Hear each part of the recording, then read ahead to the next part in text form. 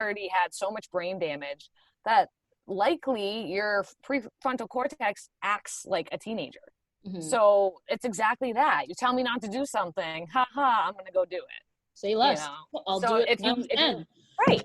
So if you support me and you say, all right, you could do this, just do it safely. Well, all right, I guess I'll just do that safely. Like, right. Do you think, I guess not do you think, because you've read more of the research on it than me. Is it genetic? The likelihood to be addicted to something? I hesitate to say yes and no. It is genetic, but it's a mixture of your biology and your environment. Gotcha. There's so much of, both my parents were substance users or had a substance use disorder. So yes, it's embedded in my brain. It's the way I am them. My body is theirs, right? But it's also I literally grew up in a chaotic home, right? My parents, I watched them use. Everybody around me is used. I have this influence and that influence. So it's kind of that funnel down effect of it. It's both. Mm-hmm. That's something that's always and will always be in the literature, a topic of debate. It's similar to the athlete, is being an athlete genetic. It's if you do this behavior over and over again, your body's going to adapt and you'll become addicted to a substance, or you'll get really good at sports. Granted, if your parents were predisposed to this, you'll be better at sports, or you'll be more of a drug addict. You know what I mean? So it's biology and behavior. It's both. And it's in a world that we live in where it's so accessible, I think it's more environment, but that's a little bit more of my opinion than what the data says. But it's mixed results. It's both. So in your deep dive, entering my world of qualitative data, I know that you'll become a qualitative researcher soon enough. I'll convert you. Were there any kind of questions around that nature versus nurture concept? Not so much in what I was doing. There was some topic of social support and family support and stigma. And that was somewhat mixed.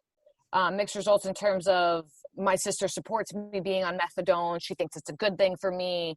And the opposite of that is my family doesn't support that I'm on methadone, but I don't care what they think. I know it's better for me.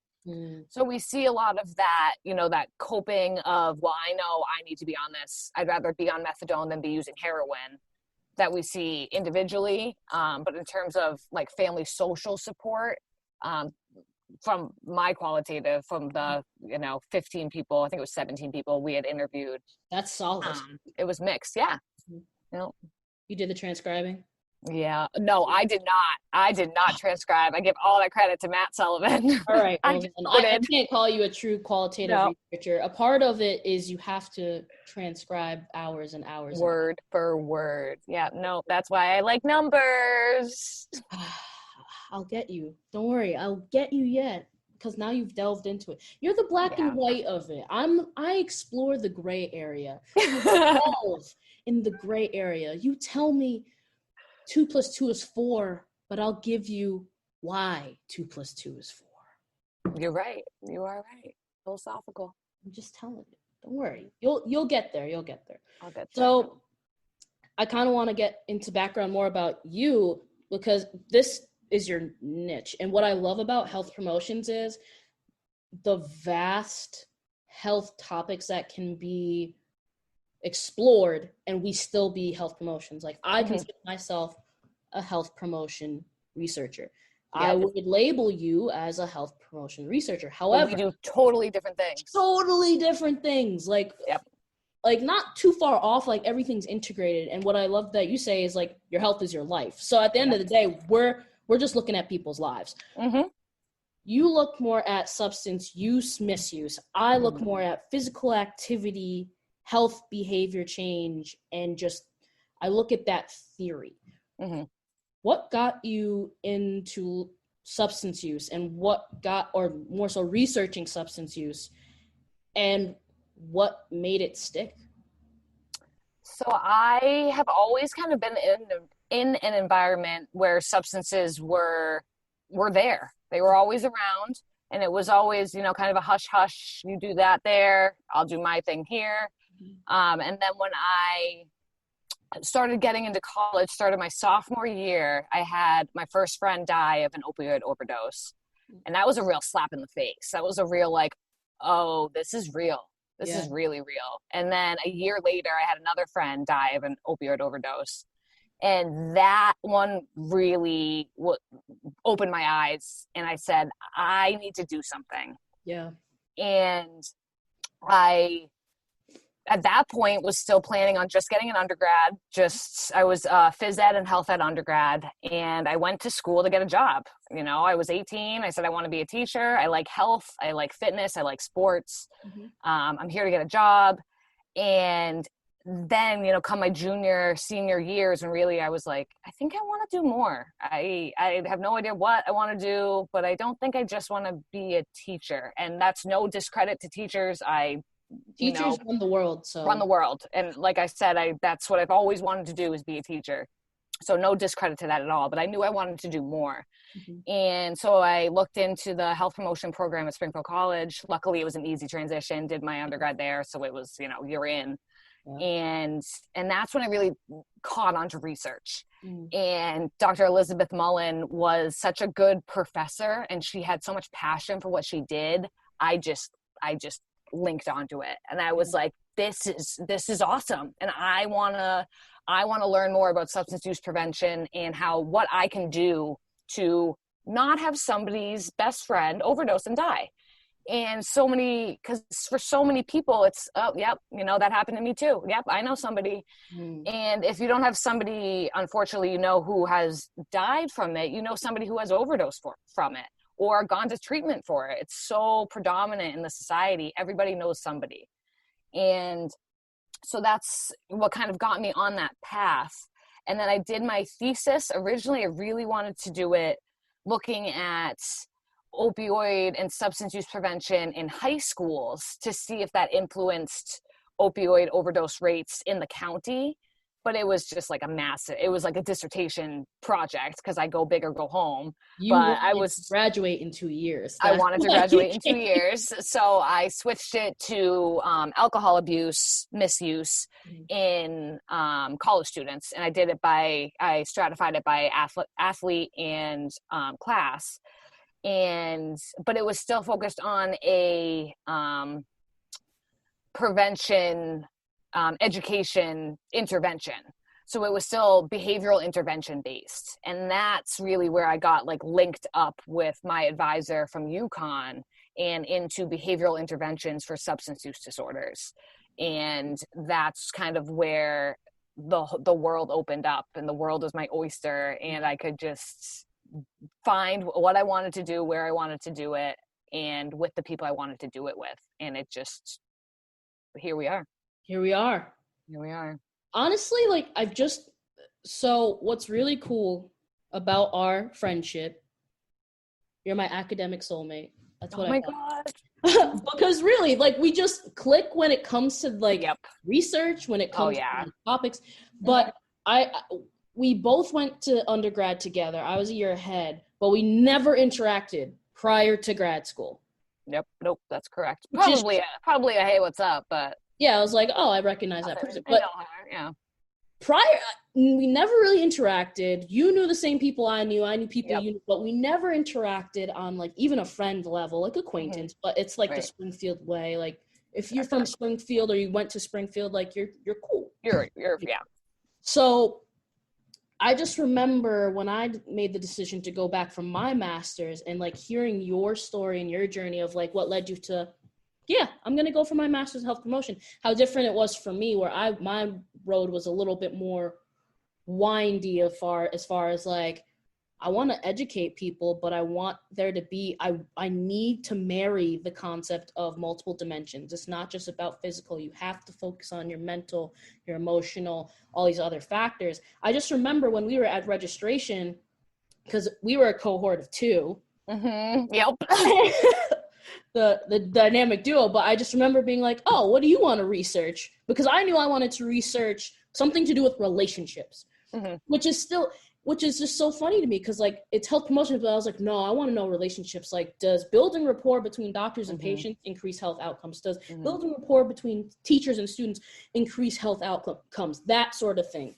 And I was like, oh, what do you want to research? You're like, the opioid crisis. And I was like, okay, but what about it? What do you mean?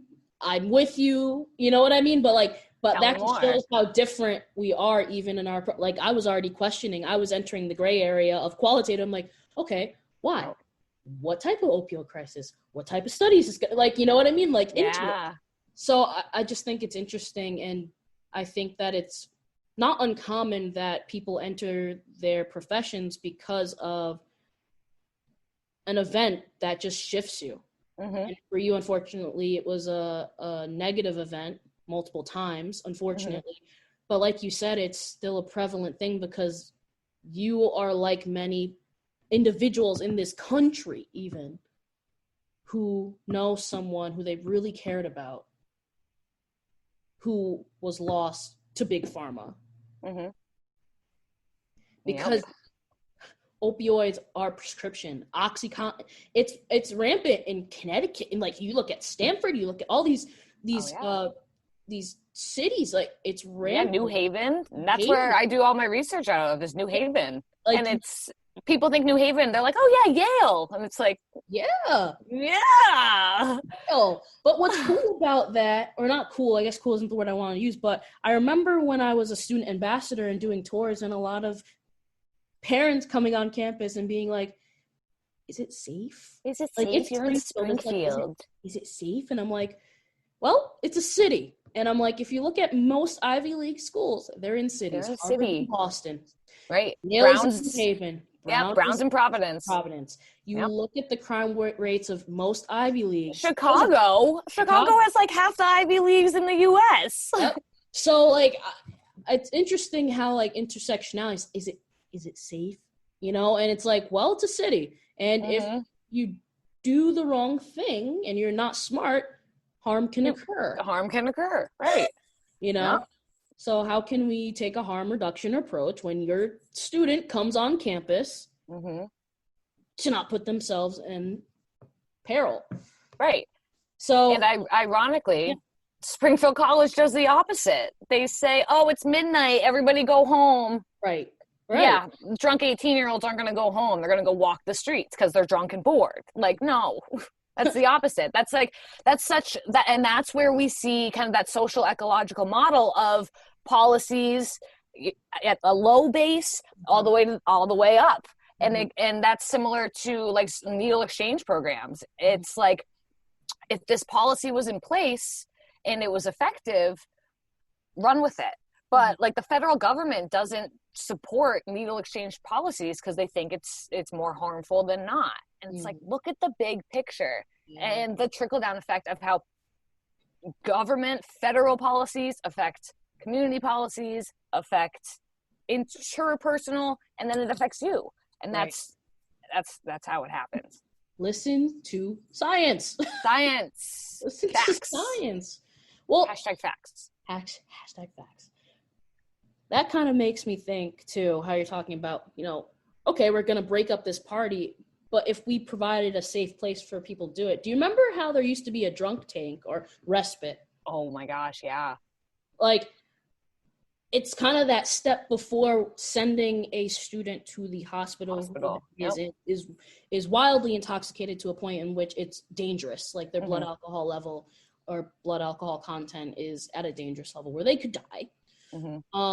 So a program that we do at Mount Holyoke College, where I work now, and not now because we're fully remote, but we had this program called Aware Today, Alive Tomorrow. And a part of that was teaching about the medical amnesty. So that concept of, if you are with your friend who is really drunk, if you call and you happen to be drunk and underage, you won't get in trouble, because at the end of the day, we want that student to be safe. And we want them to get the tools they need, as well as a situation if someone were to come in and they see someone intoxicated, like going through those steps of, okay, you see someone is like passed out, you're checking their pulse, you're making sure that they're on their side so that if they were to throw up, they're not throwing up on their harm reduction. Like, we're teaching about blood alcohol content. We're teaching about how much is in a standard drink.